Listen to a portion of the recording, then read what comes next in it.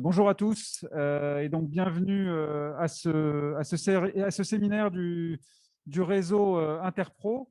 Donc je suis Guillaume Fury, directeur départemental des territoires de l'Ain. Et voilà, je suis très heureux de vous accueillir à cette 15e rencontre des Interpro sur la thématique des matériaux de construction biosourcés et géosourcés. Comme vous le savez, la lutte contre le changement climatique et la politique de transition écologique sont au cœur des préoccupations des responsables politiques, des institutions, et également répondent à une attente exprimée par nos citoyens. Parmi les transformations à poursuivre pour atteindre cette transition écologique, l'évolution de notre modèle énergétique constitue un chantier prioritaire pour le gouvernement. Dans ce cadre, le secteur du bâtiment, parmi les différents secteurs économiques, est un secteur particulièrement consommateur d'énergie, avec une consommation de 45% de l'énergie totale consommée en France. Et c'est également un secteur particulièrement émetteur de gaz à effet de serre, avec une contribution à hauteur de 27%. Et c'est donc dans ce cadre que le réseau Interpro a été créé dans l'Ain en 2015. Il a vocation à promouvoir les constructions et rénovations vertueuses et à développer les échanges avec l'ensemble des parties prenantes de l'acte de construction.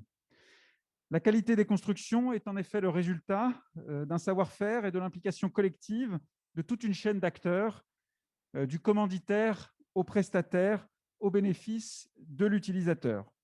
Alors, nous vous proposons, lors de cette séquence, de découvrir de façon virtuelle, Covid oblige, le chantier du groupe scolaire Le Fil d'Or à Trévoux, qui s'inscrit dans la démarche de l'écoquartier des Orfèvres.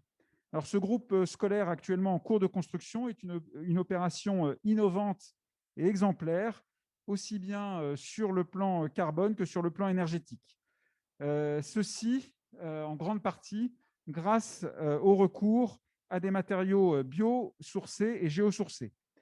Alors, c'est une chance d'avoir ce type de bâtiment exemplaire dans le département de l'Ain, et nous espérons que nous aurons prochainement d'autres exemples de ce type sur notre territoire. Adjointe au maire de Trévoux, qui nous fait l'honneur d'être présent ce soir. Elle est en charge du développement durable et de la transition énergétique. Et Madame Lichtel, si vous pouvez nous expliquer en quelques mots la démarche de la commune et les motivations pour aller vers des matériaux biosourcés pour cette construction. Voilà. Bonne séquence à tous. Oui, bonjour à tous et à toutes. Donc, je suis Gaëlle Lichtlé, je suis élue à Trévoux depuis 2014. D'abord sur un volet plus aménagement et urbanisme. Et depuis 2020, le maire m'a choisi de me repositionner plus sur un volet développement durable et transition énergétique. Voilà, je suis membre de l'ALEC, donc je vois qu'ils sont présents, j'en suis ravie. La genèse de comment la mairie de Trévoux est arrivée à faire un bâtiment si vertueux, c'est d'abord une rencontre. Nicolas et moi, on s'est rencontrés à l'urbanisme. Ça a été une belle rencontre. Technicité et politique ont décidé d'aller sur le même chemin et de prendre en main tout ce changement énergétique et comment la mairie de Trévoux allait prendre sa part. Donc, on a travaillé aux côtés de nombreux BE environnement qui nous ont bien tenu la main.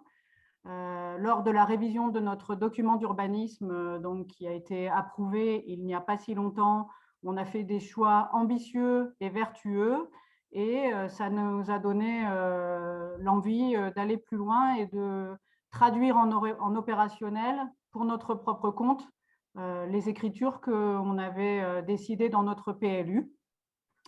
Voilà, on pense qu'une mairie se doit d'être démonstrateur, ce qu'on essaye de faire. Donc, on a répondu à beaucoup d'appels à projets, à manifestations d'intérêt. On a été lauréat de l'appel à projet quartier énergie positive de l'ADEME. on est curieux, donc on intègre beaucoup de réseaux type VAD, bien sûr, Ville Aménagement Durable, qui met beaucoup d'informations à notre disposition et qui permet d'enrichir nos connaissances. Donc voilà. Et ça nous a conduit à vouloir faire un bâtiment le plus exemplaire possible, et en plus dans une école, et atteindre un niveau de performance E4, C2. Pour atteindre ce niveau de performance, il a fallu faire des choix constructifs et notamment s'intéresser de plus près aux matériaux biosourcés. Donc là aussi, on a été accompagné, et donc voilà, le groupe scolaire que vous allez découvrir dans le petit film d'après est en isolation de paille, une construction bois-béton, et voilà, avec plein de choix innovants, et en même temps, à Trévoux, on prône la frugalité. Voilà, c'est notre maître mot. Soyons innovants, mais soyons frugales. Voilà, donc la commune, de toute façon, fait des choix pour la planète, pour le climat, sur bien d'autres axes, mais on voulait aussi travailler sur le mieux construire pour mieux habiter.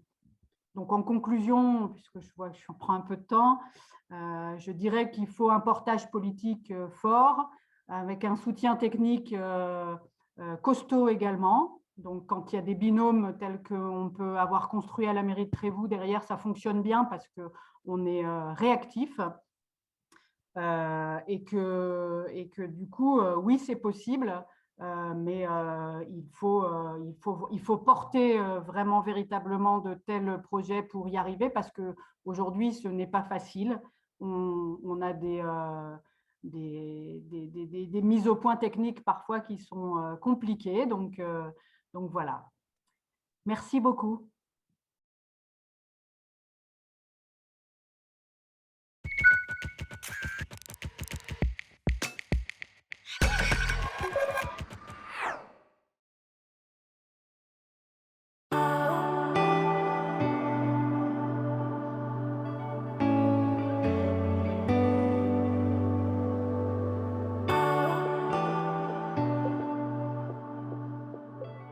Le choix qui a été fait pour ce bâtiment, c'est de partir sur un niveau E4, C2. Dans le cadre de la démarche E+, C-, donc énergie positive et bas carbone. Et nous sommes au maximum de l'énergie positive, c'est-à-dire que nous allons avoir un bâtiment qui va produire plus d'énergie qu'il ne va en consommer. On a fait le choix d'avoir ce parti pris constructif audacieux. On n'est pas les premiers, pas les derniers, mais en tout cas sur le secteur, on a mis la barre extrêmement haut. La commune a voulu être exemplaire sur ce chantier et faire un bâtiment démonstrateur. Je dirais que c'est un projet innovant, constitué d'une ossature bois avec des murs béton en bas carbone. Donc les murs bois, ils sont remplis en bottes de paille comme isolation. Et puis on a des enduits à base de chaux à l'extérieur et des enduits à base de terre à l'intérieur. C'était un choix de travailler avec du local. Donc la paille locale, le bois local, et puis la terre, en fait, c'est la terre du chantier qui est récupérée pour réaliser les enduits. On est en cycle court, c'est-à-dire que la terre qui est utilisée pour faire ces enduits-là, elle était extraite du site, et dans quelques siècles, s'il faut qu'ils détruisent cette classe, notre terre, en tout cas, elle pourra retourner sur le site. On a toute cette conception écologique quelque part, mais on a également le confort des usagers. Et dès le départ du projet, nous avons réfléchi sur comment les enfants vont vivre, comment le personnel enseignant va enseigner dans le bâtiment, comment le personnel de service va travailler dans le bâtiment, comment est-ce qu'ils vont être bien. C'est une grande fierté de pouvoir travailler sur un bâtiment comme celui-ci. On a beaucoup de demandes déjà de visites, d'explications sur le biosourcé. On commence à être très sollicité et on va être sollicité au fur et à mesure. Mais ça nous permet aussi de nous montrer, mairie de Trévoux, que nous sommes exemplaires, que nous pouvons faire des choses qui sont vertueuses. Et derrière, quand on va demander aux promoteurs, dans le cadre de l'écoquartier, d'être dans la même démarche que nous, on leur dira « nous on l'a fait, alors faites-le également ».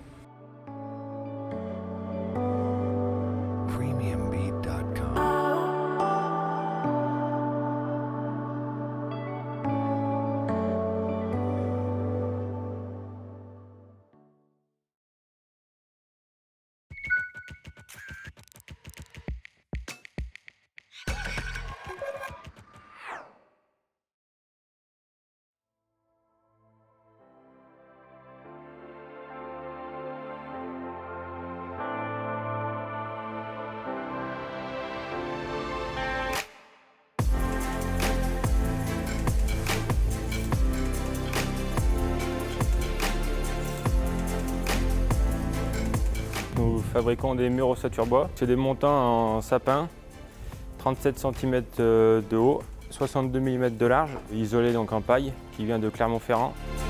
Dès la conception du projet, même dès le concours d'architecture, on a indiqué qu'on souhaitait plutôt avoir effectivement un projet en bois paille. Notre projet de groupe scolaire est rentré dans cette démarche E+C-, donc énergie positive, bas carbone.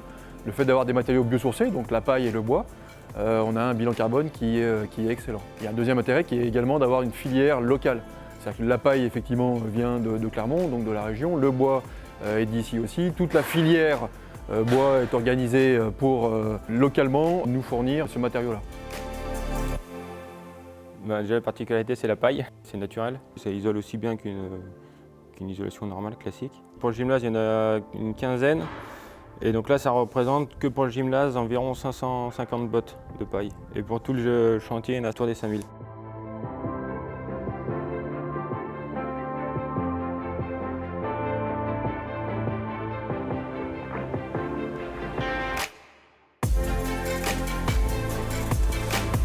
De construire tous ces modules en atelier, ça permet d'anticiper la future pose. Donc c'est de la préfabrication, donc on gagne du temps. Je vois pas d'inconvénient, honnêtement, si ce n'est la mise en œuvre qui doit être vraiment parfaite. La difficulté de faire rentrer les bottes de paille dans les caisses en bois, il ne faut pas qu'il y ait de vide, sinon ça crée des ponts thermiques. Voilà, donc ça c'est vraiment la difficulté, c'est la mise en œuvre. Mais une fois que c'est fait, après c'est posé assez simplement, c'est un gros mécano, on vient assembler tous les panneaux bois sur les fondations béton et sur les murs béton. Et voilà.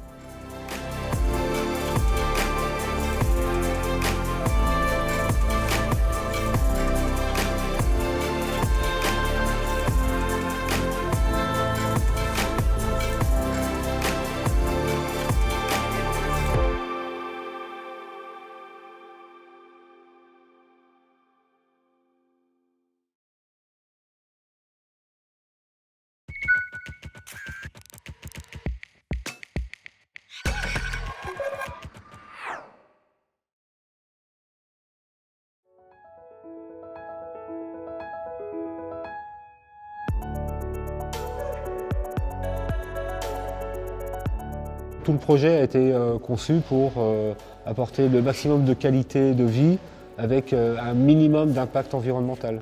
On voit la tranche, une tranche de mur extérieur, intérieur. On a la paille et on a notre enduit qui va faire fini à peu près 40 mm d'épais. On est en cycle court, c'est-à-dire que la terre qui est utilisée pour faire ces enduits-là, elle était extraite du site. Et dans quelques siècles, s'il faut qu'ils détruisent cette classe, notre terre, en tout cas, elle pourra retourner sur le site. Ils nous ont stocké 40 mètres cubes de terre. À nous de la transformer pour que ça corresponde à nos enduits. Donc on la passe dans un tamis et puis on fait des tas de terre qui sont tamisés et qui peuvent passer en machine. On va l'amender avec des sables, on va changer sa granulométrie, on va faire en sorte qu'elle puisse faire des enduits, et là pour ce chantier-là, des enduits sur 4 cm d'épais. À cette échelle, c'est effectivement une première et la terre est assez sableuse, mais ça fonctionne bien. Hervé a mis au point une recette qu'on a validée avant dans la machine, et ça c'est mélangé dans ce qu'on appelle le malaxeur, cette partie-là de la machine, où on met de l'eau, mais il faut avoir la bonne quantité d'eau. Et si on met un petit peu trop d'eau, ça ne tient pas sur le mur, et s'il n'y a pas assez d'eau, ça ne passe pas dans la machine. On est sur des matériaux qui sont perspirants, c'est-à-dire qu'à aucun moment on ne doit arrêter la perspiration de la vapeur d'eau. Donc l'enduit, il est idéal pour ça. On a cette paille qui va faire vraiment de l'isolant thermique. L'avantage de la terre, c'est qu'elle va apporter aussi l'inertie thermique, c'est-à-dire que le chauffage qui va chauffer les classes va aussi chauffer l'enduit. Et du coup, l'enduit, quand il y aura une baisse de température dans les classes, c'est l'enduit qui va chauffer par rayonnement. La régulation hygrométrique se fait avec la terre. Quand vous êtes avec une hygrométrie trop élevée, vous avez la terre qui va récupérer cette hygrométrie, ce surplus d'humidité. Et quand il fait trop sec dans les classes, il y a une partie de l'eau qui est naturellement stockée dans cette masse d'enduit, va permettre la régulation hygrométrique des classes. voilà, c'est vraiment vertueux. On est au plus proche de la ressource. C'est là où on l'utilise dans sa plus belle qualité, on va dire. Et donc oui, ça c'est plaisant, c'est satisfaisant. Ça fait plus de 15 ans qu'on fait ça, donc ça commence à se faire à cette échelle-là, c'est bien.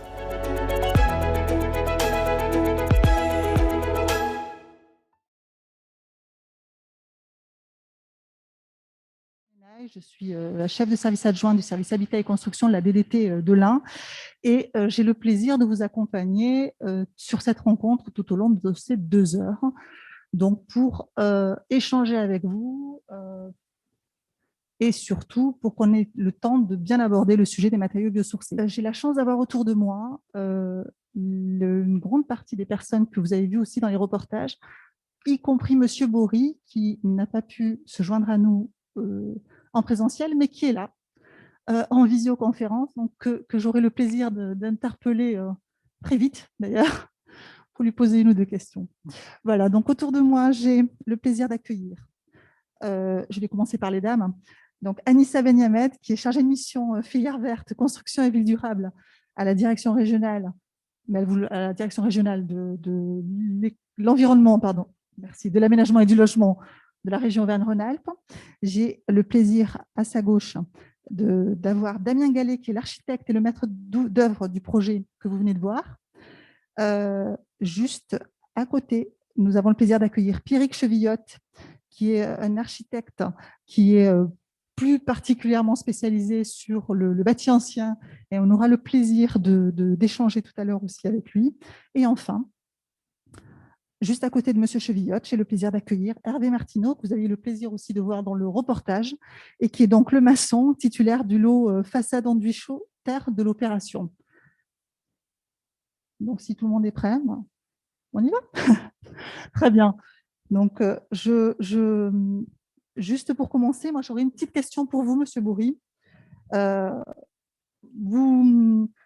avez l'habitude de travailler, donc d'assurer la conduite d'opération de plusieurs chantiers, disons plus classiques peut-être. Et ce chantier qui intègre les matériaux biosourcés est un peu une première pour vous.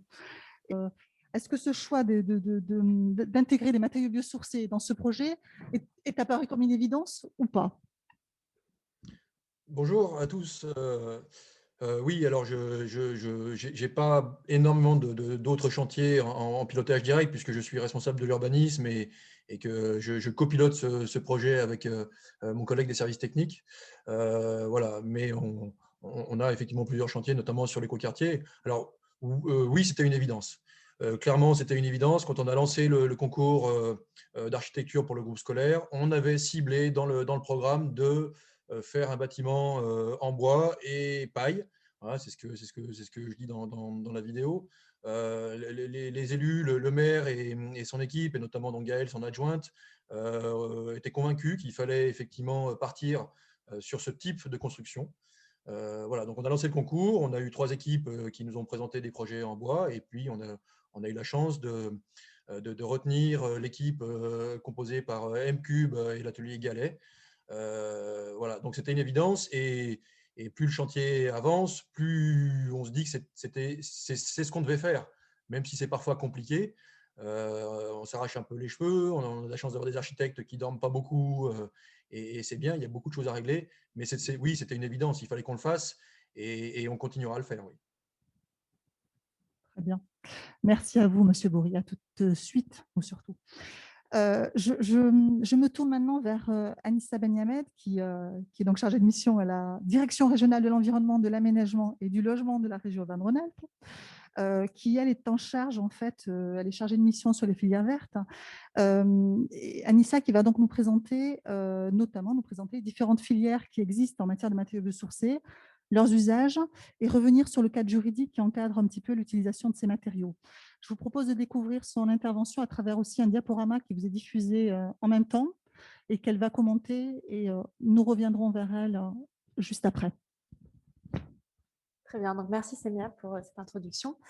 Donc là, effectivement, donc en moins de 10 minutes, je vais revenir un peu sur des éléments de définition, même s'il y a déjà beaucoup d'exemples de mise en œuvre qui ont été abordés dans les vidéos, et je répondrai aussi à 2 questions peut-être du quiz. Donc, pour revenir à la définition des matériaux biosourcés, donc ce sont des matériaux qui disposent déjà d'une définition officielle depuis 2016. Et donc, les matériaux biosourcés sont des matériaux qui sont fabriqués entièrement ou partiellement à partir de ressources de biomasse, donc de matière biologique, donc biomasse végétale ou animale. Et donc là, vous avez une liste et des exemples de ressources qui sont tout à fait exploitables, valorisables dans le secteur du bâtiment. Donc, vous avez deux groupes pour distinguer d'abord en fait, les niveaux un peu de développement et de structuration actuels en France. Donc, le premier groupe avec des matériaux qui sont déjà bien exploités et pour lesquels on a plusieurs retours d'expérience et pour lesquels voilà, les volumes de production sont assez importants. Donc, on a bien sûr tous les matériaux issus de la sylviculture, donc le bois, le liège, les matériaux issus de l'agriculture, comme la paille, le chanvre, et puis les matériaux issus du recyclage, donc de cellulose et textiles recyclés. Pour les autres, donc, il y a encore des essais et des développements, mais ça reste quand même des matériaux, des ressources exploitables dans le bâtiment. Ensuite, donc, on parle aussi des matériaux géosourcés. Généralement, on parle de matériaux géosourcés faiblement transformés. Et donc, ça regroupe toutes les techniques constructives à base de terre crue. Donc là, j'en ai cité quelques-unes. Donc, en fait, ce qui fait la différence entre ces différentes techniques, c'est bien sûr donc, la composition de la terre, qui va être plus ou moins riche en argile, en limon, en gravier, en fonction du territoire sur lequel on se situe, mais aussi de la technique de mise en œuvre et effectivement de la quantité d'eau et éventuellement des fibres végétales qu'on va ajouter, et ça donne lieu donc à une grande richesse de techniques. Et vous avez bien sûr donc le pisé qui est historiquement une technique traditionnelle, notamment où il y a beaucoup d'exemples de projets dans le département de l'Ain. Donc, pour résumer, vraiment, c'est une petite liste de tous les atouts de ces matériaux biosourcés et géosourcés. On peut donc évoquer le fait que déjà, il y a un important gisement de biomasse végétale qui, pour l'instant, n'est pas exploité, n'est pas utilisé. Il y a même de la biomasse végétale qui est incinérée. Donc, on estime à 15 millions de tonnes la quantité de biomasse qui pourrait être valorisée sans compromettre les besoins des sols et les besoins alimentaires. Ensuite, donc un point qui paraît évident, mais c'est bien de le rappeler, tout ce qui est ressources biologiques, c'est de la ressource qui est renouvelable et qui, en plus de ça, peut capter donc du CO2 et donc diminuer la quantité de CO2 émis dans l'atmosphère qui contribue donc au réchauffement climatique. Ensuite, on a bien sûr un atout assez important qui est la création d'emplois non délocalisables, donc dans le secteur de l'agriculture, mais aussi dans le secteur de la sylviculture. Et puis, le maintien de savoir-faire, comme on l'a vu donc, pour les techniques de construction en terre crue, dont certaines ont été utilisées depuis des millénaires. Et puis, la création d'emplois aussi sur des champs nouveaux, voilà, des nouveaux produits de construction bois. Et puis, et sur les isolants également, en 2011, on avait évalué à plus de 3 000, 4 000 nouveaux emplois directs et indirects, ne serait-ce que dans le domaine de l'isolation biosourcée. Ensuite, donc, pour ce qui est de la terre crue, on a quand même 38% donc, des déchets du BTB qui sont en fait de la terre, inerte, donc qui pourraient potentiellement être valorisés. Donc en fait, au lieu d'aller chercher des ressources, d'aller draguer du sable, d'utiliser des ressources non renouvelables, il y a effectivement également ce potentiel-là du côté des décharges. Et puis le dernier point, c'est la grande diversité des cultures. Ça, c'est un point très important. En France, on a la chance d'avoir beaucoup de cultures très différentes, ce qui nous permet en fait de ne pas forcément exercer une pression sur une ressource plus qu'une autre, voilà, en fonction de la période de récolte. Alors, quelques exemples de mise en application et d'usage de ces matériaux dans le bâtiment. Donc, vous pouvez bien sûr les utiliser dans la structure et en gros œuvres. Donc, il y a quelques techniques en terre crue qui sont porteuses, comme le pisé, l'adobe, la bauge. Vous avez bien sûr toutes les techniques constructives qui utilisent des produits à base de bois, donc systèmes constructifs ossature bois, poteau-poutre, les cloisons panneaux CLT. Et puis, donc ensuite, le domaine de l'isolation et des matériaux de remplissage. Où alors, effectivement, là, on a une grande diversité de matériaux, une grande gamme. Donc, vous avez tous les produits sous forme de panneaux, sous forme de rouleaux, les matériaux en vrac. Et puis les matériaux de remplissage, donc généralement donc soit la botte de paille, soit les bétons végétaux, avec bien sûr le béton de chanvre.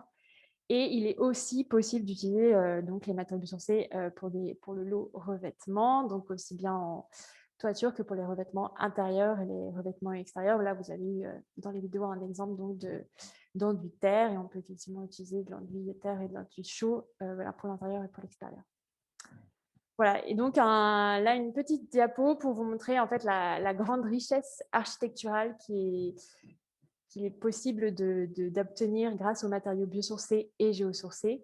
Ce ne sont pas des matériaux qui sont réservés à la construction de maisons individuelles. On a également aussi des logements collectifs, mais aussi des établissements qui reçoivent du public, des écoles, des collèges qui sont réalisés grâce à tous ces matériaux. Donc maintenant, je vais faire un dernier petit point sur le contexte politique qui est très favorable au recours aux matériaux biosourcés. Donc ça ne date pas d'hier.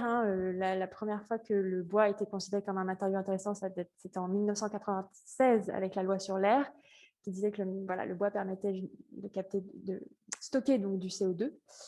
Et les choses se sont intensifiées. Et donc en 2015, il y a un article de loi qui citait explicitement les matériaux biosourcés en précisant que c'était des matériaux qui permettaient de stocker du carbone atmosphérique et de préserver donc, les ressources naturelles, et donc de répondre aux objectifs de la stratégie nationale bas carbone qui vise la neutralité carbone d'ici 2050. Et puis ensuite, vous avez d'autres extraits de loi, notamment la loi Elan, où là, on va plutôt parler, donc, on va insister sur la notion de stockage carbone et le recours aux matériaux issus de ressources renouvelables et recyclables.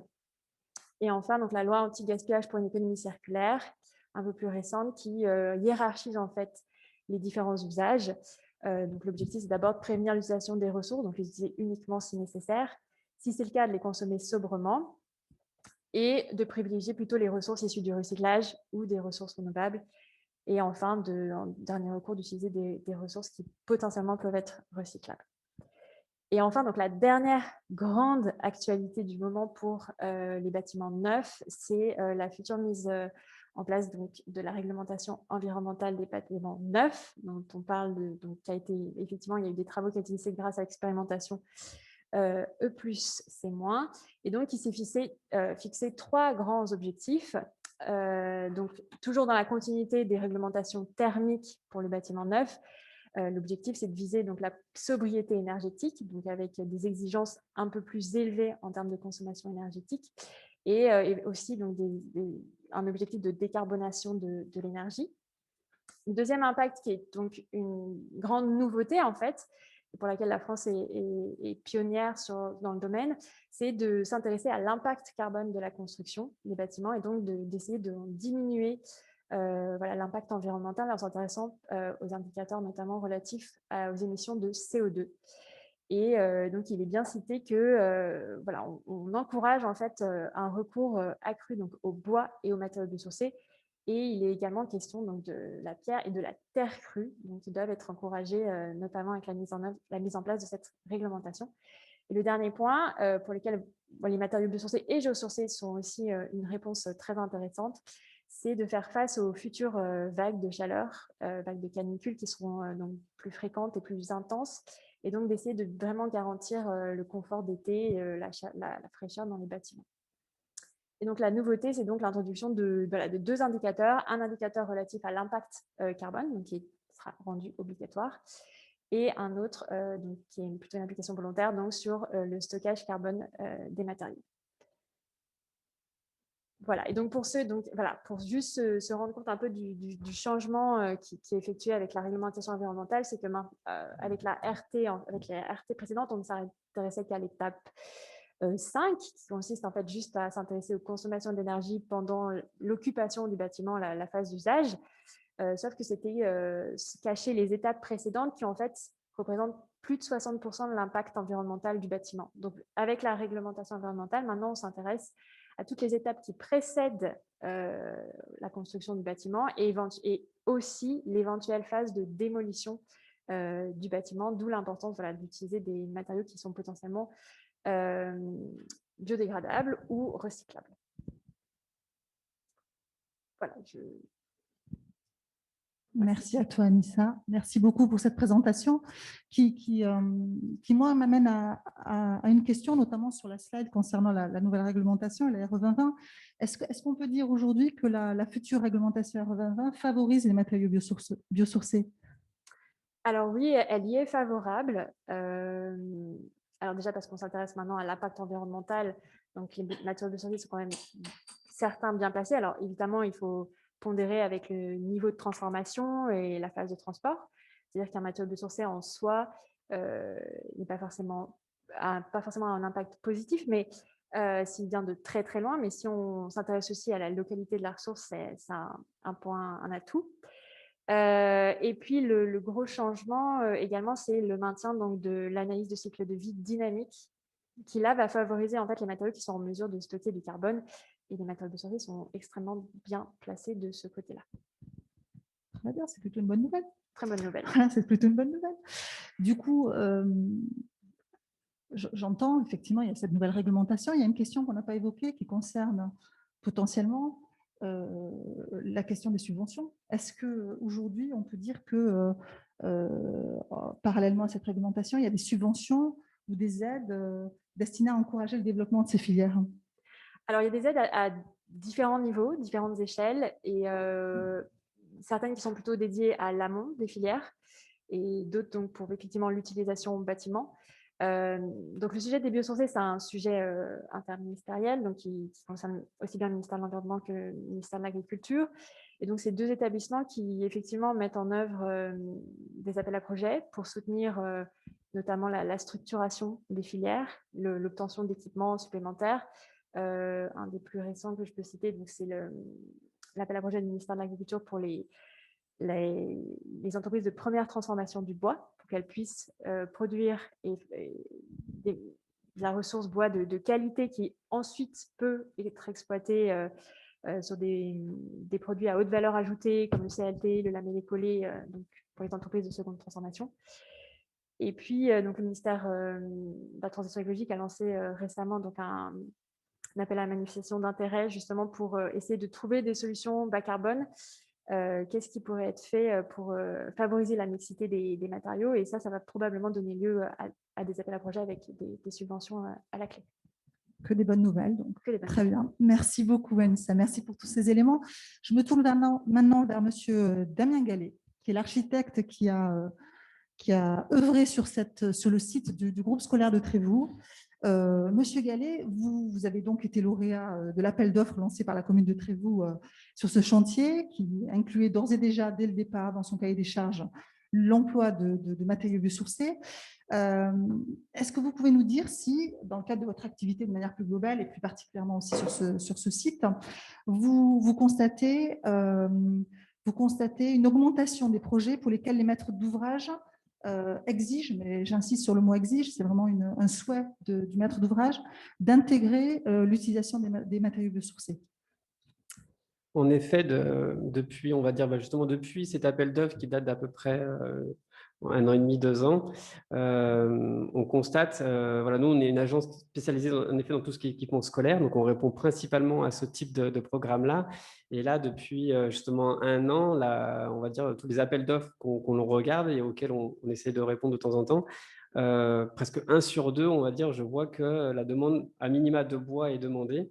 Et parfois, ça va en effet un peu plus loin, où en effet, on précise aussi au niveau de l'isolation, en plus de l'ossature bois, d'avoir aussi une démarche d'isolant biosourcé, type laine de bois, paille ou autre. Et donc, c'est vrai que c'est vraiment quelque chose depuis 1 an et demi, 2 ans qui se développe. Et je suis moi-même assez étonné de ça.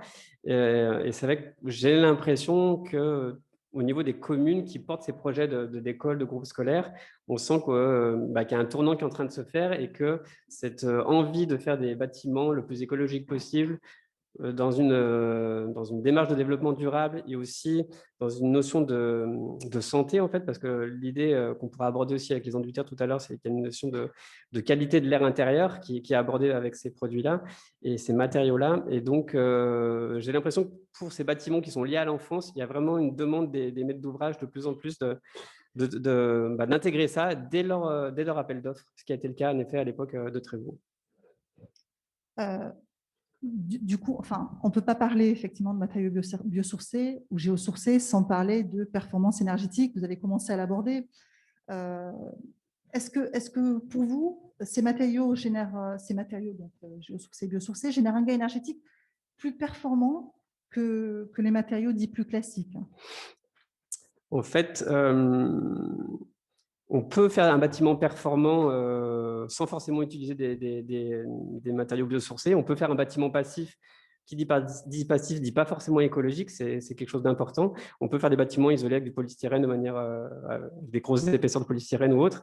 L'intérêt, on va dire, des matériaux biosourcés, que ce soit avec la botte de paille, que je vais développer après, mais aussi avec des laines de bois ou autres isolants biosourcés. Ce qui est intéressant dans ces isolants-là, c'est qu'en général, ils sont plus denses que les isolants classiques, type polystyrène, laine de verre. Et en fait, nous, en tant qu'architectes, ce qui nous intéresse justement dans ces matériaux-là, tout un tas d'autres facteurs d'un point de vue écologique, c'est la densité de ces matériaux-là qui nous permet pour la thermique d'été, qui maintenant qu'on sait faire des bâtiments qui ont presque plus besoin de chauffage, on sait bien isoler les bâtiments, ce que nous demande de les mettre ouvrage avec les quelques derniers étés qu'on a pu avoir ces dernières années, nous demande de travailler sur la thermique d'été. Et donc, pour faire ce qu'on appelle du déphasage, faire en sorte que la chaleur mette longtemps pour rentrer dans le bâtiment, que ce soit par les murs ou par la toiture, et plus particulièrement en toiture, vu que le soleil l'été, il est à la verticale, il est très haut dans le ciel, donc il tape d'autant plus sur les toitures. C'est cette densité d'isolants qui nous permettent d'éviter que la chaleur rentre vite dans le bâtiment.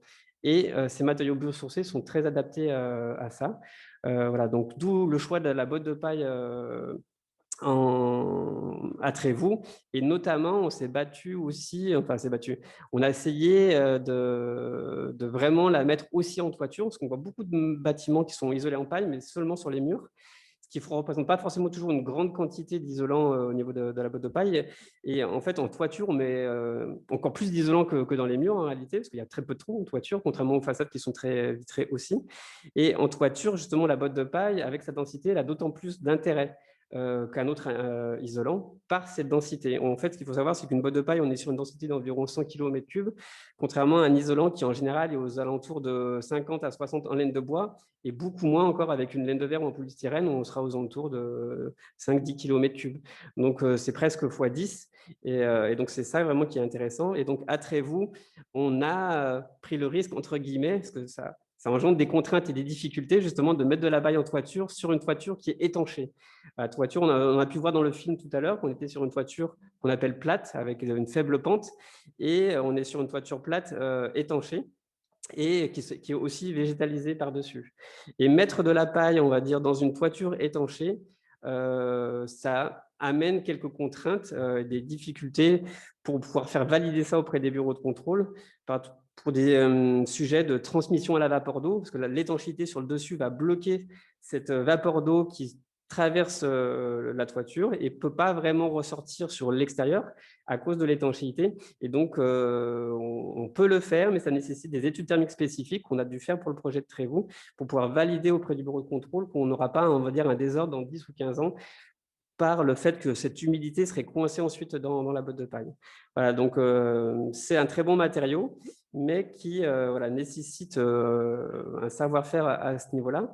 Et après, au niveau de l'intérêt par rapport à d'autres matériaux, au niveau des murs, si nous, on s'intéresse vraiment à la botte de paille par rapport à d'autres isolants biosourcés, ce qui nous intéresse vraiment, c'est qu'on peut aussi la combiner justement à des enduits chauds à l'extérieur, ce qui va être le cas ici au rez-de-chaussée de ce bâtiment-là, et enduit terre à l'intérieur. Donc nous, c'est une première pour nous en équipement public de faire un enduit terre à l'intérieur, et on avait vraiment envie de le faire. La mairie de Trévoux nous a suivis, bien qu'en effet, par rapport à un système constructif un peu plus classique, ça coûte un petit peu plus cher. Mais par contre, l'intérêt de ce type de système constructif, c'est qu'on travaille sur la transmission à la vapeur d'eau en fait, du mur, ce qui fait que quand on produit l'humidité par la présence humaine, ce qui est quand même le cas avec des salles de classe où il y a de nombreux enfants, il y a une humidité intérieure qui peut être assez forte. Et on va dire ces murs-là ont une capacité par la paille d'absorber l'humidité de manière assez importante, et ensuite de l'évacuer soit vers l'intérieur, soit vers l'extérieur, suivant les phénomènes de pression. Et elle peut le faire parce qu'on a des enduits terre à l'intérieur ou à chaud à l'extérieur qui, eux, sont aussi perméables à la vapeur d'eau, en fait. Donc, c'est cette combinaison de l'ensemble de ces matériaux qui sont perméables à la vapeur d'eau qu'on arrive à des murs qui sont, on appelle ça hygrorégulants, parce qu'on n'a pas du tout une membrane comme un enduit ciment sur un parpaing classique, quelque chose de complètement étanche à la vapeur d'eau, ou ce qui serait le cas aussi quand on isole les bâtiments par l'intérieur avec un polystyrène, comme ça se fait encore de manière classique, on a des enveloppes complètement étanches à la vapeur d'eau. L'intérêt de ces systèmes constructifs-là, c'est vraiment de travailler sur ce transfert de vapeur d'eau qui nous intéresse.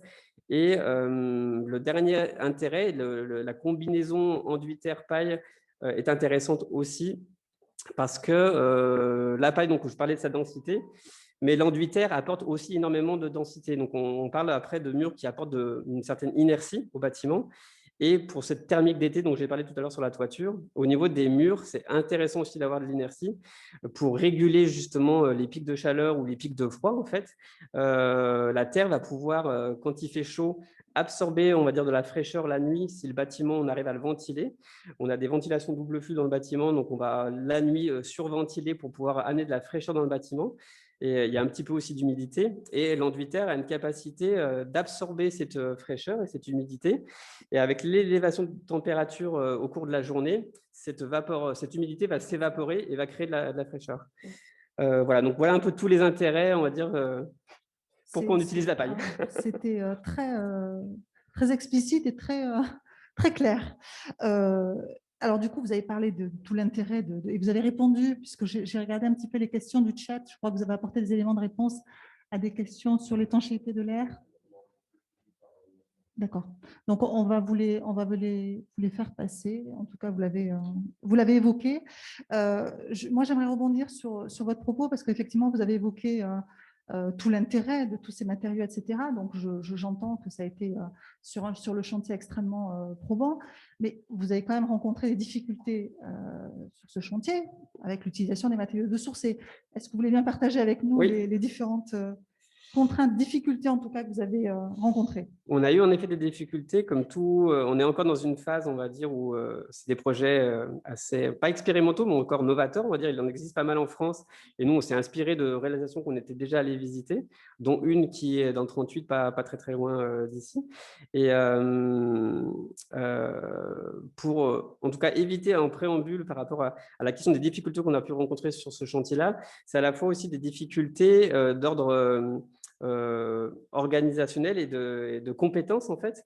Ce qu'il faut savoir, c'est pour ce concours-là, nous, la première difficulté qu'on a eue, c'est qu'on voulait répondre à ce concours-là, on a eu de la chance d'être sélectionné, mais il y avait une exclusivité au niveau des bureaux d'études. On n'a pas pu s'associer aux bureaux d'études auxquels on aurait voulu, en fait, parce qu'ils étaient déjà partis dans d'autres équipes, et ce qui fait qu'on est parti avec des bureaux d'études relativement classiques, qui n'avaient pas l'habitude de la construction de bois, pas l'habitude du biosourcé encore moins, et de la paille, et ce qui fait qu'on a dû concevoir un bâtiment avec des gens qui n'avaient pas ce savoir-faire-là, et c'est finalement moi en tant qu'architecte qui apportais toutes mes connaissances et tout ce savoir-faire-là. Et donc ça, c'est la première chose, première difficulté, ce qui fait qu'on n'avait pas forcément toujours des plans et des, comment dire, c'est des compositions d'enveloppes qui nécessitent un vrai savoir-faire. En fait, faire du biosourcé, c'est pas, on va dire, ça se met en œuvre, on va dire, comme d'autres isolants à quelque chose près, mais par contre, il y a tout un tas de connaissances techniques qu'il faut avoir et qui passent par la formation à la fois des bureaux d'études, aussi de l'architecte. Il y a une formation ProPaille que peuvent faire les architectes, et donc moi, je l'avais fait il y a quelques années. Et donc, il faut être formé, on va dire, pour pouvoir réussir à faire ce type de projet-là. Donc ça, c'est la première difficulté, être bien entouré. Et donc, bien entouré de bons bureaux d'études qui ont déjà des expériences dans ce domaine-là et qui peuvent, quand l'architecte, lui, n'a pas ces connaissances-là, c'est le bureau d'études aussi qui peut lui apporter. Voilà, donc une bonne équipe. Et cette équipe-là, ensuite, quand on a conçu le projet, on a aussi, lors du chantier, un bureau de contrôle qui, lui, vient vérifier ce qu'on a d'une part dessiné et qui vient aussi vérifier la mise en œuvre au moment du chantier. Et ce qu'il faut savoir pour ce projet-là, il y a eu un tout petit raté de communication au tout début entre la maîtrise d'ouvrage, la mairie de Trévoux et puis nous-mêmes. On leur avait dit attention, il faut prendre un bureau de contrôle qui aura l'habitude aussi de ces projets-là. Et en fait, par la vitesse à laquelle s'est fait la consultation, on n'a pas pu leur donner quelques noms de gens qui étaient spécialistes de ce domaine-là, ce qui fait qu'on a eu un bureau de contrôle tout à fait classique. Et donc, on a réussi à changer de bureau de contrôle et c'est ce qui fait qu'aujourd'hui, on a pu continuer le chantier dans de bonnes conditions. Et après, par rapport aux contraintes, par rapport aux difficultés qu'on peut rencontrer, donc ça, c'était les difficultés de l'ordre compétences, bureau d'études, architecte, bureau de contrôle. Et ensuite, les difficultés qu'on rencontre sur un chantier en biosourcé, notamment spécifiquement aussi sur la paille. La paille, ce qu'on sait, c'est que ça n'aime pas l'eau.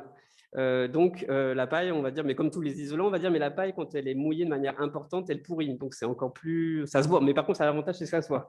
Dès que la paille est mouillée, contrairement aux laines de verre, on a fait beaucoup de chantiers en fait, avec des isolants classiques. Quand ils sont mouillés, finalement, on les laisse dans les parois, mais parce que ça ne pourrit pas, donc finalement, ça ne se voit pas. Des fois, ça ne sent pas mauvais. La paille, l'avantage, c'est qu'une fois qu'elle est mouillée, elle pourrit. Donc, la grande… la grande précaution qu'il faut prendre sur un chantier bois et isolé en paille, c'est au moment de la mise en œuvre, au moment du transport des caissons. On a vu tout à l'heure des caissons préfabriqués à l'atelier, qu'à la question du transport, il ne faut pas que la paille soit mouillée pendant le transport. Et quand elle est mise en œuvre aussi, soit au niveau des murs, et surtout, comme je disais tout à l'heure, on a fait de la paille en toiture ici, c'est comment réussir sur une toiture plate comme ça à réussir à faire une toiture qui va être protégée pendant la durée du chantier au fur et à mesure qu'on fait le chantier. Et puis, c'est vrai que ce chantier-là arrivait pile pendant l'hiver, on va dire, et c'est vrai que c'est une période qui n'est pas forcément propice, on va dire, au niveau météo. Voilà, donc, principale difficulté, finalement, c'est la protection au moment du chantier des caissons, mais que ce soit avec une laine de bois, ça serait un peu la même chose. Votre propos m'interpelle du coup sur notre point. Vous avez évoqué effectivement le toit qui est fait en paille. Effectivement, quand la paille est mouillée, ça crée pas mal de difficultés. Mais du coup, quel est le comportement en tout cas de ces matériaux face au feu? Parce que on peut s'interroger, c'est quand même un matériau qui est inflammable, hautement inflammable, la paille. Et puis, de manière subsidiaire, j'ai une question autre qui est dans ce type de construction. Qu'en est-il des garanties, des assurances au regard des difficultés des matériaux qui sont inflammables, ils présentent quand même des caractéristiques plus ou moins fragiles? Donc, ce qu'il faut savoir, justement, je vais commencer on va dire la première question permet de répondre aussi à la deuxième. En fait, au niveau assurance, en fait, aujourd'hui, il existe les règles professionnelles de la construction en paille, en fait, ce qui n'était pas le cas il y a un certain nombre d'années, je sais pas, peut-être 5-6 ans ou une dizaine d'années. Et donc, du fait que ces règles professionnelles de la construction en paille existent aujourd'hui, ça permet, on va dire, et aux architectes et aux entreprises, à partir du moment où elles respectent ces règles professionnelles, de pouvoir être assurées, on va dire, ce qui n'était pas le cas. Moi, je baigne dans la paille depuis une quinzaine d'années, on a fait notre maison et à l'époque, il n'y avait pas ces règles professionnelles-là et donc là, c'était un peu plus difficile. Aujourd'hui, donc, ces règles professionnelles encadrent, on va dire, la manière de mettre en œuvre la paille et à partir de ce moment-là, il y a, au niveau assurance, on va dire, il n'y a normalement pas forcément de problème particulier. Et par rapport au feu, justement, dans ces règles professionnelles, il est indiqué tout un tas de manières de protéger la botte de paille, en fait. Donc, en effet, la paille, comme les laines de bois, c'est un matériau combustible. Et donc, dans tout bâtiment où on met en œuvre ce type de produit-là, il faut apporter des protections au feu par l'intérieur, parfois aussi par l'extérieur. Et ça se fait de différentes manières, et notamment l'enduitaire qu'on utilise au rez-de-chaussée de ce groupe scolaire. Ce qui est très intéressant, c'est que depuis 1 an, il y a eu un test qui a été fait au niveau du SCSTB, et ça nous a permis justement ce test au feu. Donc, l'idée, c'est le fait de mettre l'enduitaire sur la botte de paille. L'enduitaire a été validé comme faisant protection au feu de la botte de paille, en fait. Et donc, c'est une manière de le faire, mais ça peut se faire par des plaques de placo-plate, ça peut se faire par un panneau bois épais.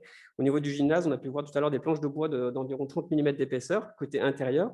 Et c'est ces planches de bois, plutôt que justement de mettre un placo ou un autre produit pas très naturel, on a justement, ça coûtait un petit peu plus cher, mais on a dit, nous, on va mettre de la planche de bois épaisse, et c'est la planche de bois épaisse qui fait protection au feu de la botte de paille. Donc, en fait, il y a plein de manières de le faire. Et à partir du moment où on le fait, la botte de paille est bien protégée. Et donc, ça peut se faire soit par des enduits, soit par des matériaux qu'on vient rapporter. Merci. Monsieur Gallet, pour toutes ces précisions, ces éléments très intéressants. Je vais rebondir sur votre propos pour me tourner vers Monsieur Hervé Martineau, qui est effectivement en charge du lot, qui est maçon, en charge du lot enduit. Donc Damien Gallet vient de l'évoquer, il y a un vrai volet formation, il l'a évoqué avec le bureau d'études, qui n'était pas forcément compétent sur le volet des matériaux biosourcés, géosourcés. Et pourtant, c'est nécessaire à la bonne utilisation de ces matériaux. Vous, votre entreprise, ça fait 20 ans que vous travaillez sur ce champ-là. Elle a pour activité principale, 22, pardon, peut-être c'est ça? Pardon? Non, c'est 20 ans, c'est ça? 20 ans, oui. 20 ans, je ne m'étais pas trompée, super. Oui, c'est bien. Votre entreprise a donc pour activité principale l'emploi de ces matériaux et évidemment, vous êtes amené à intervenir, à œuvrer sur toute la région Auvergne-Rhône-Alpes. Mais il y a une question qui m'interpelle, en tout cas me taraude. Est-ce que l'emploi de ces matériaux est adaptable à tous les types de chantiers? Bonjour à tous et à toutes. On pourrait dire que non. Ça nécessite d'avoir une première analyse du chantier. Précisément sur le chantier de Trévoux, c'est M. Damien Gallet qui m'avait proposé de venir prendre un échantillon de terre pour valider si on pouvait s'en servir pour faire des enduits. Donc, la réponse était oui, hein, puisqu'on l'utilise du coup pour les faire. Mais la réponse à votre question, c'est non. Il faut vraiment analyser cette terre-là pour après la réutiliser si on veut en faire soit des enduits, soit de la brique, soit du pisé, voilà, la réintégrer au bâtiment. Ce qui veut dire que vous êtes d'arriver sur un chantier et de dire, vous voulez utiliser la terre comme matériau biosourcé, mais ce n'est pas possible. Oui, oui, oui. Ça vous est Alors, arrivé? il y avait une question tout à l'heure qui m'a bien plu, c'était donc une question par chat. Allez-y. Est-ce qu'une étude de sol a été réalisée pour l'utilisation de la terre? Alors, la réponse est non et oui. C'est-à-dire oui. on n'a pas missionné un bureau d'études pour connaître le pourcentage d'argile, la courbe gravimétrique, on n'a pas fait tout ça. Par contre, nous, on l'a étudié avec nos propres moyens, c'est-à-dire qu'on l'a posé sur la paille pour voir si ça fonctionnait. Donc, on a bien sûr avant estimé son taux d'argile, on a corrigé la courbe granulométrique avec des sables différents. On voyait sur le film qu'il y a des sables qui viennent de Saône, donc de Saint-Germain au Mont-d'Or, et de Polyonnais, donc des sables de Polyonnais, situés à 20 km de Trévoux. Donc, tous ces sables-là nous permettent de corriger la terre qu'on a extraite pour valider ou pas. Ça nous est arrivé de dire que non, la terre n'était pas, pour plein de raisons, hein, trop grasse, pas assez grasse. Enfin, voilà, il y a plein de raisons pour. Bon, après, la solution, ce serait d'amender cette terre-là. Donc, on irait aller chercher de la terre ailleurs pour la réintégrer à la terre existante, mais nous, on ne sait pas faire en fait. Ça devient complexe, ça devient compliqué, ça n'a pas de. Oui, je comprends. Du coup, sur ce site, on l'a dit, et M. Gallet l'a dit aussi, effectivement, c'est directement la terre prélevée qui a été utilisée. Et on s'est posé la question, effectivement, de l'enduit sur ce type de bâtiment. C'était vraiment quelque chose que vous avez souhaité mettre en place parce que c'était un groupe scolaire ou vous auriez pu le décliner ou le mettre en place sur tout autre type de bâtiment? Oui, enfin, du moment que la terre se prête à faire un enduit, on peut faire un enduit de partout, à l'intérieur ou à l'extérieur quand c'est protégé. Donc, mais voilà, c'est pas le type du support qui donne l'information principale. C'est plutôt la terre qui dit qu'on peut l'utiliser ou pas. Ce qui veut dire qu'en fait, la terre crue, qui est quand même une ressource, et vous venez de l'évoquer, qui est non renouvelable, hein, peut-on dire qu'elle est considérée comme une filière intéressante aujourd'hui? Oui, c'est en plein devenir. C'est intéressant parce que c'est un matériau qui est inépuisable. On peut aussi le considérer comme un déchet, c'est-à-dire que nous, on a utilisé les déchets du terrassier, si on veut. Hein. C'est pas, Donc on ne l'a pas achetée, elle est disponible sur site. C'est un matériau qui est zéro carbone, c'est-à-dire qu'il n'est pas cuit, il n'est pas polluant, il n'y a pas de sac pour l'emballer, il est disponible sur place, il n'y a pas de transport. Donc carbone zéro, il est vraiment vertueux, quoi. Il y a pas... Et par rapport au cycle de vie, donc, comme je disais aussi, dans ce petit reportage, on a ce matériau qui revient finalement à la Terre une fois que la vie du bâtiment a fait son cycle à lui, quoi. Oui, puis ça présente aussi effectivement l'avantage, puisque le bâtiment, ça a une dimension bâtiment santé aussi. Là, il s'agit d'un groupe scolaire. Donc, c'est en termes dans la mesure où il accueille des enfants, c'est plus vertueux. C'est beaucoup plus vertueux. C'est-à-dire qu'il n'est pas polluant. Enfin, donc, pas de colle, pas de formaldéhyde, pas de composés organiques volatiles, rien, zéro. Vraiment vertueux sur un plan écologique et bâtiment santé. Alors, je vais revenir sur un aspect qu'on a évoqué avec le bureau d'études, mais il y a aussi la question des artisans qui aujourd'hui, dont vous faites partie, qui aujourd'hui est quand même assez prégnante. Aujourd'hui, il y a très peu de professionnels qui sont formés pour travailler sur ces matériaux. Vous êtes vous-même sollicité, voire un peu trop, voilà, parce que du coup, il faut répondre aux attentes et aux besoins qui sont formulés. Et parallèlement, donc, il y a peu d'artisans formés à l'usage de ces matériaux biosourcés. Et parallèlement, pourtant, Monsieur Gaël a dit tout à l'heure, on constate un réel engouement quant à leur utilisation. Au regard de votre expérience, Monsieur Martineau, vous diriez qu'il manque quoi pour développer cette filière? Donc, effectivement, la demande est exponentielle et il y a plus de demandes que d'artisans capables de répondre à la demande. Ce qui manque, c'est principalement l'information. Donc, ce que vous faites là en ce moment, c'est-à-dire qu'on transmet le fait qu'il y a des chantiers qui sont avec de la terre. Donc, voilà, ça tombe dans les oreilles aussi des artisans qui se disent « Tiens, pourquoi pas moi ?» Le deuxième gros volet, c'est la formation.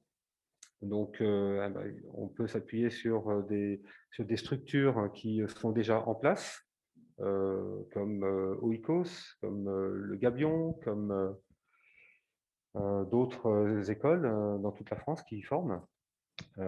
Mais bon, c'est pas suffisant, quoi. Ce n'est pas suffisant. Vous encouragez vos collègues artisans à se diversifier et à se former. C'est bien le message que vous envoyez. Et puis les structures comme le département, les communes, les régions, à faire de l'information, faire ce que vous faites là, faire des expos, faire venir... il y a plein d'associations locales. On a une association qui est vraiment pas loin, à Châtillon-sur-Chalaronne. Initiative commune où on a Monsieur Mégard, qui est architecte depuis très longtemps, qui a besoin de se faire connaître. Donc, c'est plutôt à vous de leur donner à nous la collectivement, place. à nous Alors, collectivement. à vous. Donc, département, région, commune, de donner cette place-là, de les subventionner, de les inviter à poser leurs expos. Une association qui est très importante aussi dans la région Rhône-Alpes-Auvergne, qui est l'association Terra, donc Terre Crue Rhône-Alpes, dont je fais partie, où on a une exposition de panneaux. Donc il y a 8 panneaux qui expliquent pourquoi la Terre crue. On a une exposition virtuelle donc, qui est disponible sur Internet et on n'attend plus que d'avoir les salles. Alors en ce moment, c'est un petit peu compliqué d'avoir des salles et des gens qui viennent voir les expos, mais on avait une belle expérience au musée de la Dombe en 2017 où on avait été invité à proposer notre expo. Et avec cette exposition-là, il y a une conférence qui est donnée, donc l'exposition reste une quinzaine de jours. Il y a une conférence qui est faite donc dans la présentation, quand on présente cette expo. Donc, il y a des choses à faire Et c'est comme ça qu'on arrivera à faire connaître la Terre. Est-ce que vous diriez qu'en fait, c'est pas le matériau qui freine en fait, c'est la méconnaissance de l'usage du matériel, de ce matériau. C'est plutôt ça. Je pose la question de manière collective, Monsieur Gallet, Monsieur Cheviot. C'est plutôt ça. C'est un peu tout. C'est-à-dire que j'entends beaucoup parler de transition écologique. Donc, transition, dans le mot transition, il y a cette idée de durée.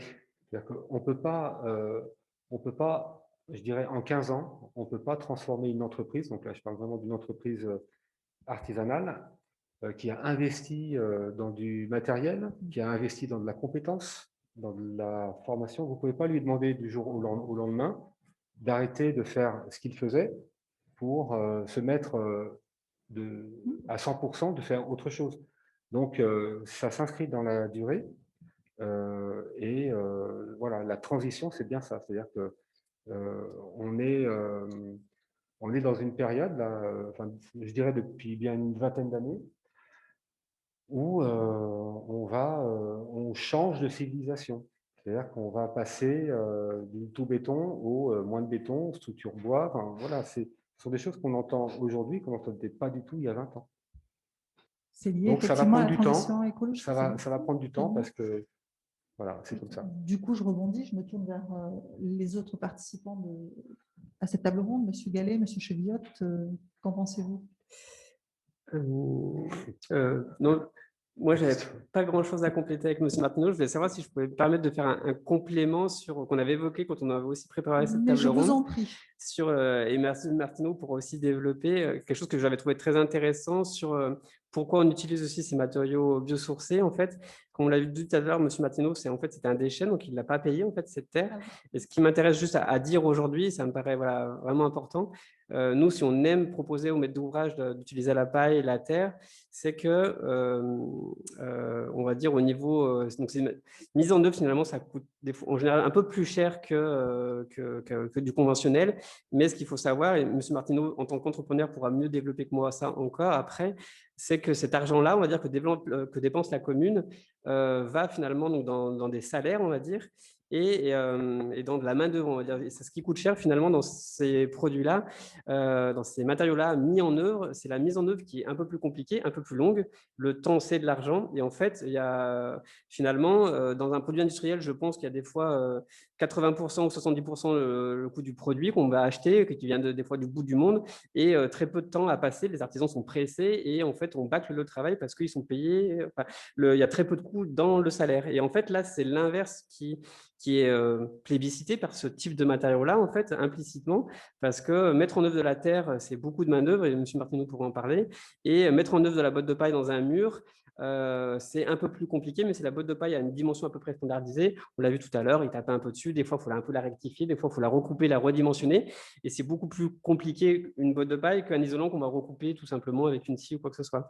Et donc, ce qui m'intéressait vraiment de dire aussi aujourd'hui, c'est que ce que dépense, on va dire, la commune, des fois, elle dépense un petit peu plus, mais elle dépense de l'argent dans l'économie, on va dire, et dans du savoir-faire local.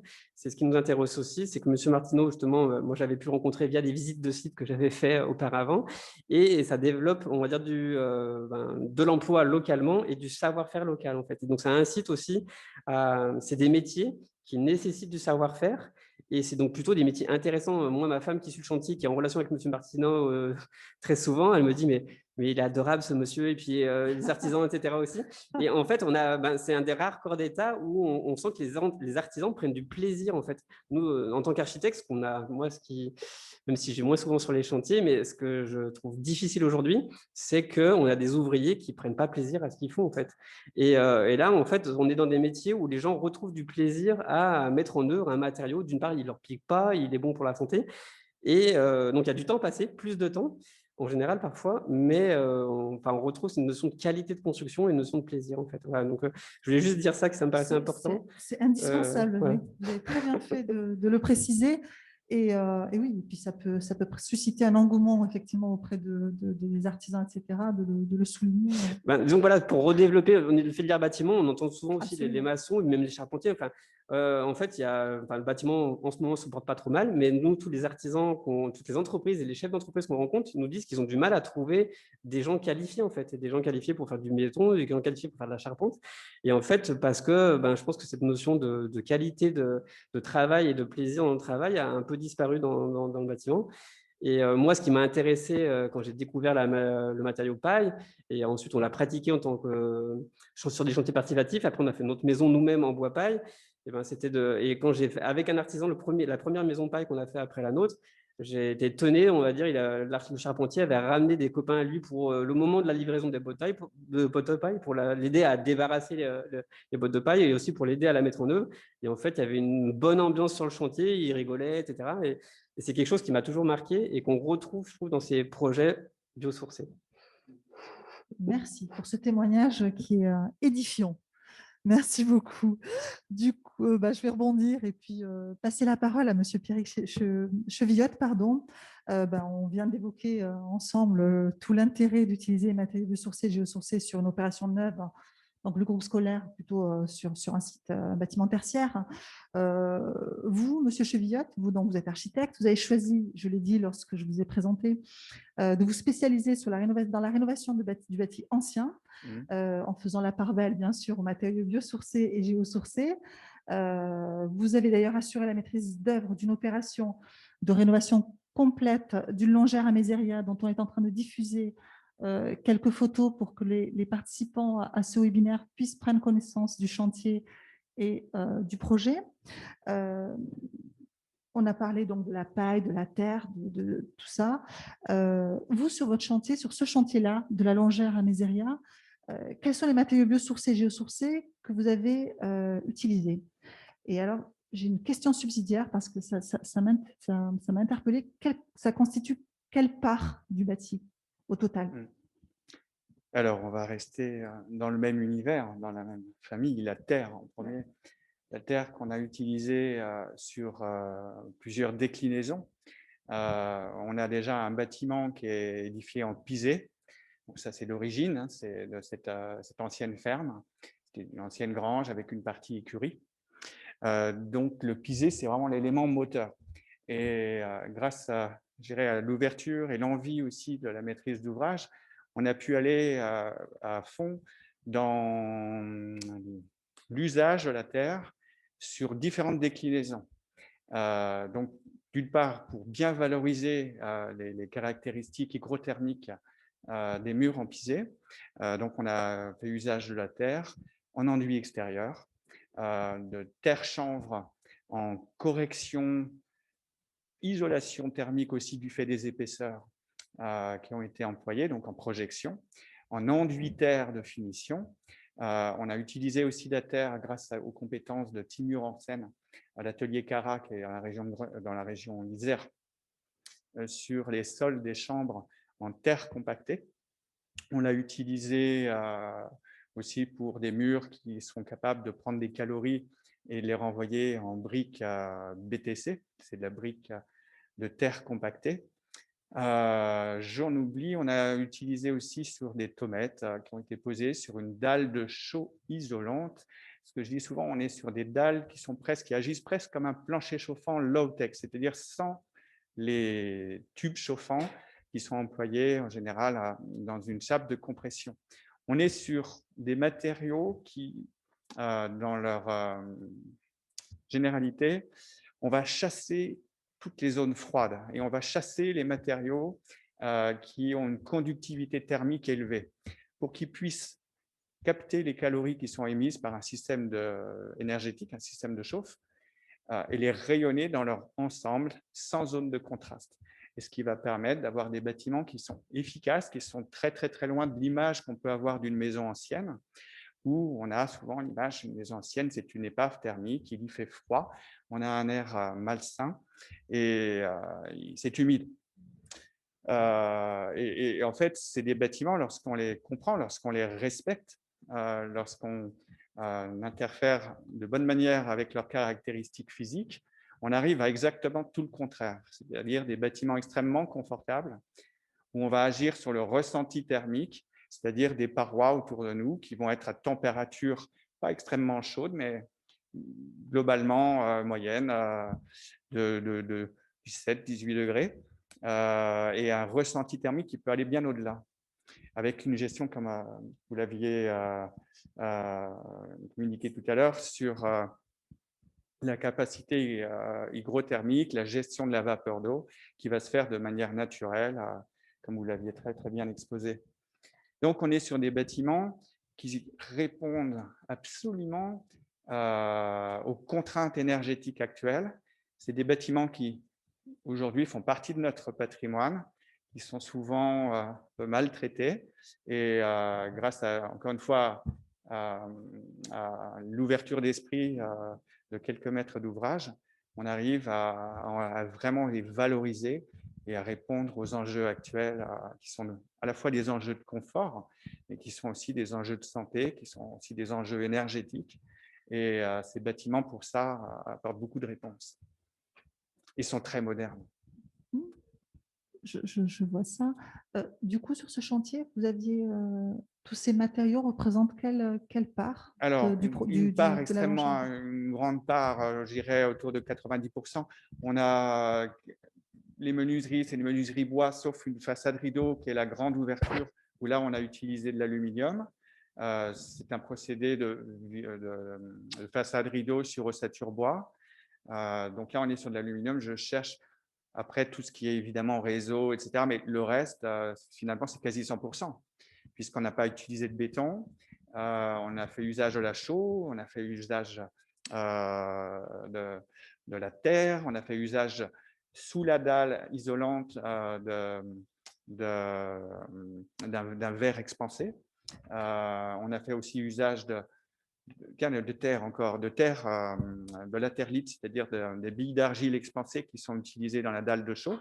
On a donc des dalles qui sont respirantes et qui elles-mêmes ont une certaine résistance thermique et surtout une faible effusivité, c'est-à-dire thermiquement, elles sont…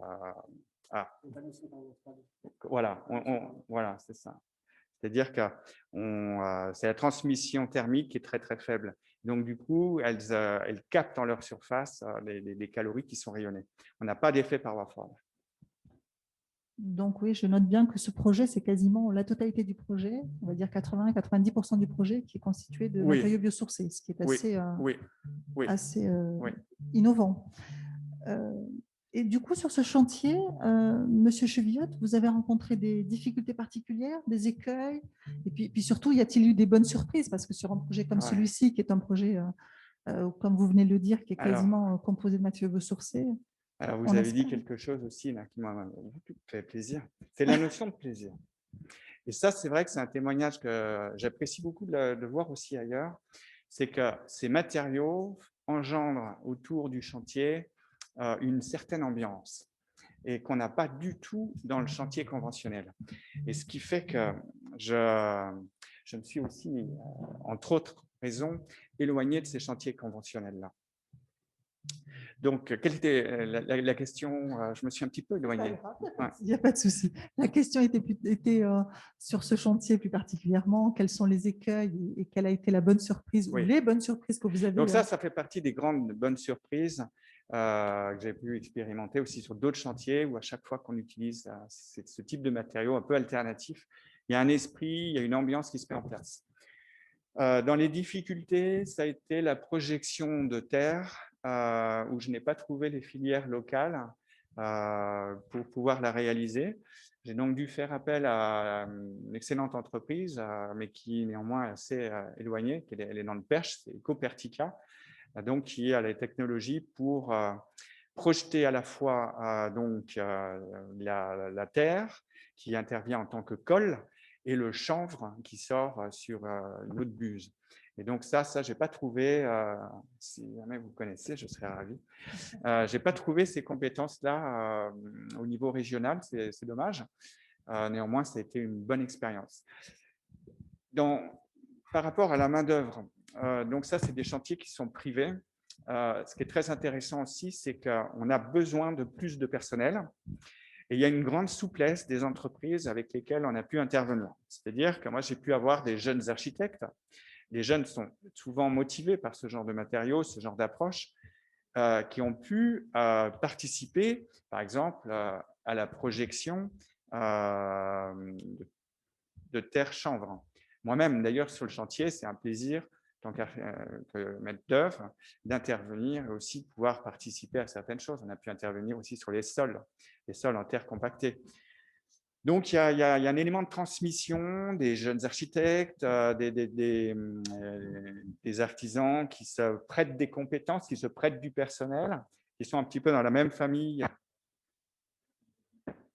et qui vont se prêter, entre guillemets, du personnel.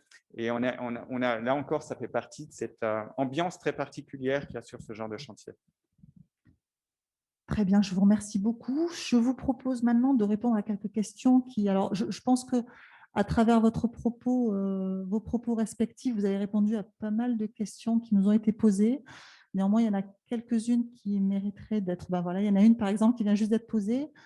Au niveau régional, en projection chanvre-argile, il y a ACTA qui a une machine à projeter.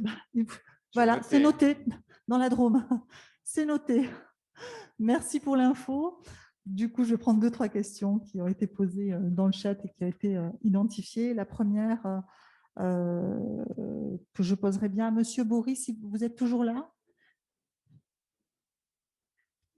Il est là. Il est parti. Ah, Monsieur Boris qui a dû partir. Du coup, je vais me tourner vers Monsieur Gallet. Voilà. La question est: quel impact a le biosourcé et géosourcé sur le coût du projet?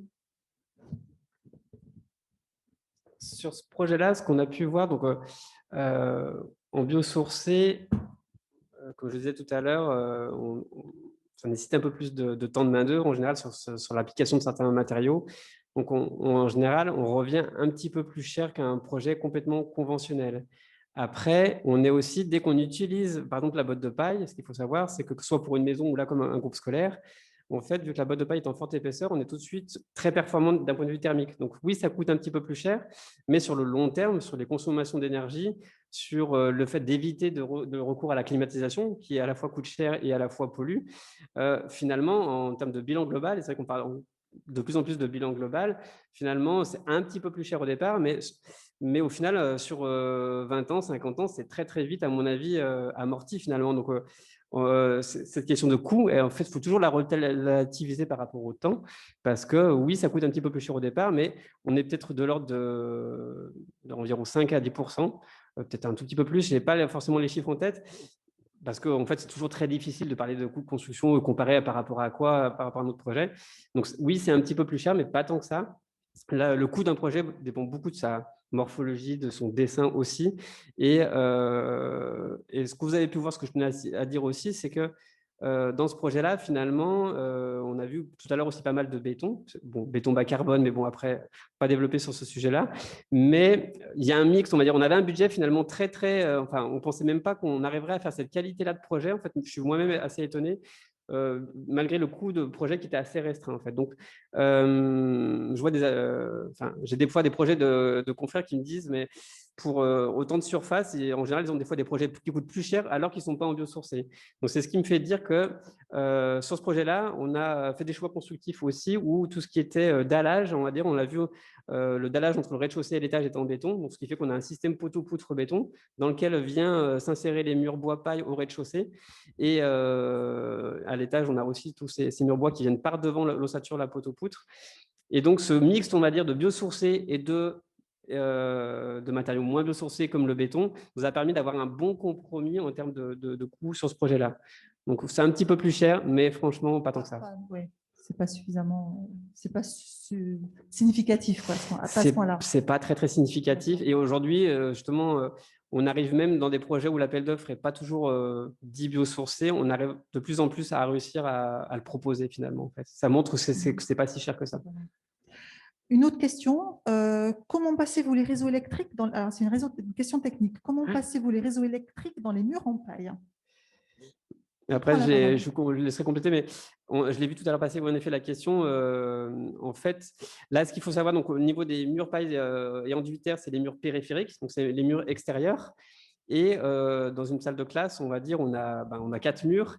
Celui-ci, finalement, donc le mur paille extérieur concerne un seul mur des salles de classe, ce qui fait qu'on s'est débrouillé à ce qu'il n'y ait aucune prise sur ces murs-là, la plupart du temps. Et quand il y en a une ou deux, en fait, on peut tout à fait passer une gaine dans l'épaisseur justement de l'enduit et l'intégrer avec un petit boîtier. Je vais laisser M. Martineau répondre, mais voilà, quand on a quelques prises, c'est faisable. C'est un petit peu plus technique, mais voilà. Donc, au niveau de la conception, par contre, voilà, ça s'anticipe. Un projet biosourcé comme celui-ci, ça s'anticipe. Et donc, on avait anticipé que tout ce qui était prise ne serait pas sur ces murs-là, sauf cas particulier. Monsieur Martineau, si vous voulez compléter. C'est le seul endroit où il y avait un projet de barrette de prise électrique. Le projet était de mettre une boulotte, tout simplement. Donc, ce sont des dispositions plutôt esthétiques qui sont mises en avant, quoi. Donc là, pour ne pas s'embêter, on a décidé de le faire en apparent, mais parce que c'était un cas spécifique et on ne s'est pas embêté finalement à l'intégrer, etc. Mais voilà, donc ça peut en effet poser certaines contraintes. Une toute dernière question, puis après on va passer à l'exposition. Une question qui est arrivée par le chat. Y a-t-il des phénomènes de retrait ou de gonflement des argiles? Monsieur Martineau. Oui, logiquement, une argile gonfle quand elle prend l'eau, et puis après elle va sécher. Donc tout l'art de l'artisan consiste à faire en sorte que qu'il y ait suffisamment, qu'il n'y ait pas trop de retrait pour que l'ensemble de l'enduit ne fonde pas. Il y a pas mal de projets où, même si ça fond un peu, on revient une deuxième fois pour boucher ces fissures. Les fissures ne sont pas déstructurantes pour l'enduit.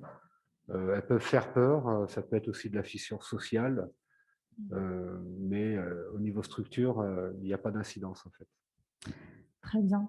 Il ne me reste plus qu'à vous remercier. Je l'ai pas vu. Une question sur les remontées humides? J'ai cru voir sur les... Ouais, je ne sais pas. Vous l'avez en tête? Oui, en fait, il y a une question que j'ai vue sur les remontées capillaires. Oui, pas de remontée du sol. Alors, je saute un petit peu dessus parce que justement, lorsqu'on travaille sur le bâti ancien, il y a souvent ces problématiques-là. Et en particulièrement sur cette longère, on avait un gros souci d'humidité puisque très, très, très haut, c'était trempé, il y avait beaucoup de sel hygroscopique. Et donc ça, on l'a traité, c'était des remontées qui étaient d'origine d'électroosmose qu'on a pu traiter avec un câble. On a fait le tour, en fait, c'est un courant naturel continu qui provient du sol. Et on a fait une petite tranchée tout autour du bâtiment, non pas pour mettre un drain, mais pour mettre un câble en cuivre qui va capter ce courant naturel issu du sol et qui va se servir en fait d'une loi de physique, la loi de Lenz, avec un correcteur de champ magnétique qui a un boîtier, une espèce de petit boîtier avec du fil de cuivre enroulé. Et on va capter ce courant naturel issu du sol et on va le retourner contre lui-même. On va faire disparaître une tension électrique qu'il y a entre le sol et le mur, qui peut parfois être de plusieurs centaines de millivolts, et on vient mettre tout ça à zéro. C'est ça pour dire que l'usage des matériaux naturels est excellent, mais ces problématiques humides, elles sont à prendre en compte dans le diagnostic du bâtiment. Sinon, c'est toute stratégie thermique, toute stratégie énergétique qui va tomber à l'eau, si je peux m'exprimer ainsi. Voilà, donc oui, il y avait des remontées capillaires, mais on les a résolues.